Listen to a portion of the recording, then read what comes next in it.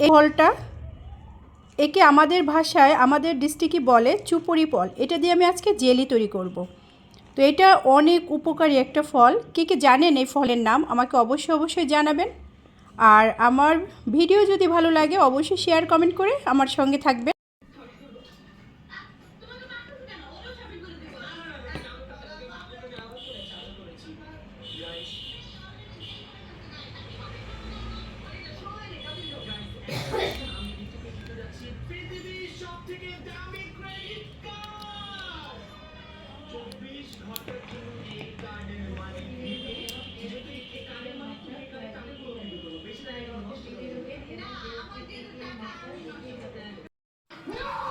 তো ওইটা দিয়ে আমি চা তৈরি করেছি। চা লিগার খুব কম দিয়েছিলাম, আর এভাবে এতটা সুন্দর এক কালার হয়েছে আর ফ্লেভারটা অনেক সুন্দর। তো এটা পাপড়ি দিয়ে অনেকক্ষণ জাল দিতে হবে। তারপর হালকা চিনি কিংবা মধু অ্যাড করতে পারেন। তার সঙ্গে চা, খুব কম চা দিয়ে এটা আমি তৈরি করেছিলাম। তো এটা যেটা আমি জুস করেছি ওটা বাদে যেগুলা ছিল, যে পাপড়িগুলো, সে পাপড়ি দিয়ে এভাবে জেলি বানানোর জন্য আমি তৈরি করতেছি। তো এইটা চুলায় দিয়ে দিয়েছি। দেখেন জুসটা কি সুন্দর হয়েছে। এটা আবার ছাঁকতে হবে ভালো সুন্দর ধোয়া কাপড়ে, আমি এটা ছেঁকে ফেলবো। তো আমার প্রায় হয়ে গেছে, আরেকটু করতে হবে। তো দেখেন এর সঙ্গে আপনারা যদি চান হালকা করে একটু লবণ দিবেন, একটু চিনি দিবেন। আর তা না ছেলে যদি টক খেতে চান, হালকা টক হয় এবং মিষ্টিও থাকে। যদি মনে করেন কিছুই দিবেন না, তাহলে না দিলেই ভালো। এই যে পরিষ্কার একটা কাপড় দিয়ে আমি কাপড়ের ভিতরে করে ছানা যেমন বের করে ছানাই করে সেরকম আমি ছেঁকে কাপড়ের ভিতরে যেটা আছে ওটা ফেলে দিব। আর এই জুসটা আমি রেখে আবার একটু জাল দিতে হবে।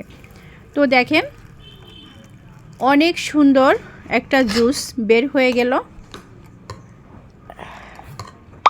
এই যে দেখেন কতটা সুন্দর লাগছে, এত সুন্দর একটা কালার আসছে, খুবই সুন্দর একটা কালার আসছে। এবং খেতেও হালকা মিষ্টি টক মিক্সড করা পাউরুটি দিয়ে এই জেলিটা খেতে অনেক মজা। আর এটা ন্যাচারাল, মানে একবারই খাঁটি। খুবই সুন্দর একটা জেল বানিয়ে নিলাম। তো দেখেন আমি প্রসেস আরেকটু বাকি আছে। এখন আমি এটা আবার চুলায় জাল দিব। তো সঙ্গে থাকুন, দেখতে থাকুন কিভাবে জেল তৈরি করে। এই যে এটা আমি জাল দিয়ে অনেক গাঢ় করে নিয়ে আসতে হবে। এই যে দেখেন আমার আরও অনেকটা গাঢ় করতে হবে। সঙ্গে থাকুন এবং দেখতে থাকুন।